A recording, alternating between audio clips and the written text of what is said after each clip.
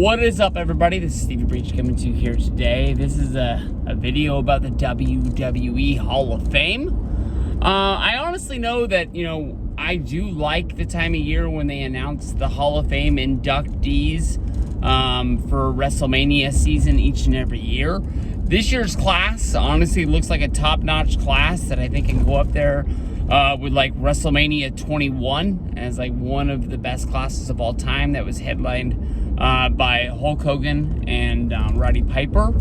You've got The Undertaker, you got Vader, and you've got Psycho Sid.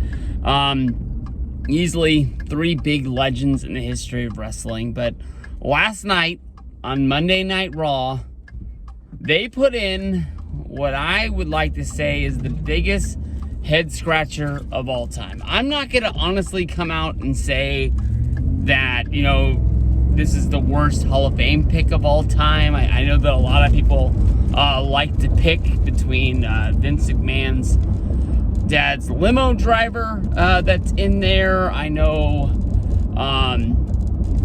Coco Beware had a lot of people scratching their heads.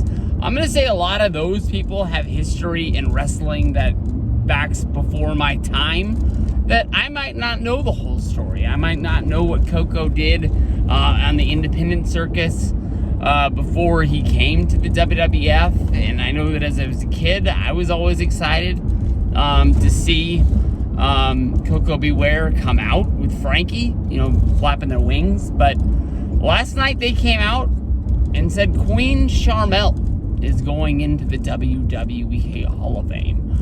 I admittingly don't watch Monday Night Raw each and every week. I found the picture posted on Twitter, and I immediately honestly thought it was a joke. I had to think back of everything Queen Sharmell has done in the world of professional wrestling. I remember that she was a Nitro girl in WCW. She was a part of the King Booker charade in WWE at the time when Booker won King of the Ring, and that helped him become a World Heavyweight Champion, as well as get a win over John Cena on I think it was a Cyber Sunday pay-per-view in a three-way of the world champions at the time. Other than that, wasn't she the manager for, I think she was the manager of Prince Iaukea, or whatever his name was after he stopped being Prince Iaukea, like when he took on that, like, kind of Prince persona. Maybe he just had, like, a logo, the guy formerly known as Prince Iaukea. It was something like that. And then, of course, being in the Main Event Mafia, which I would bet most people know her as the girl who had the worst match in the history of professional wrestling at, I believe, Victory Road 2010 or maybe 11 against, I think her name was like Jenna Maraska, and I don't even know where she was a reality TV star. Maybe she was on Survivor, or maybe she was on something else. The match is bad. The match is bad. The one thing it's known more than anything else was the fact that during the review of the match is where Brian Alvarez yelled out -5 stars, and that is known into the world of Botchamania as one of the best wrestling gifts of all time that helps them out. I think honestly, when it comes to putting a woman in the Hall of Fame, which they've done each and every year with every class,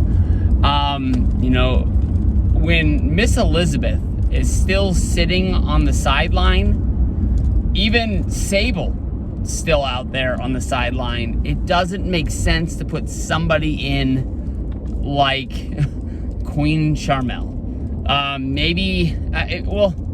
I don't know really who would accept Miss Elizabeth getting in there. My first thought was maybe Lanny Poffo accepts. You could always have Hulk Hogan do it, but of course everybody knows the rumors that are out there with Savage, Elizabeth, and Hulk Hogan. Maybe that's not the best look.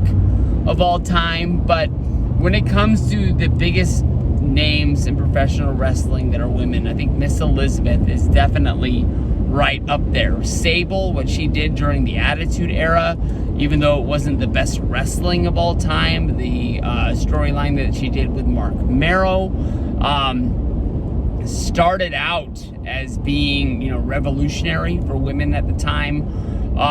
It turned into her becoming just too big for her britches, pretty much. The character that she was going with was just what was she's all the men want to be with me and all the women want to be me. It was something to the likes of that. She ended up having a huge baby face turn and then turned way heel. And I think that if they would have kept her baby face, they could have even kept her as champion, and it could have been bigger than it was. But it was freaking huge. Everybody loved Sable, even if like they loved to hate her.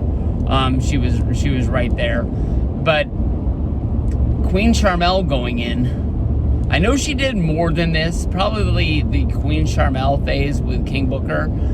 You know, of course, she had the thing at Wrestlemania with Boogeyman, which was memorable, but not Hall of Fame worthy.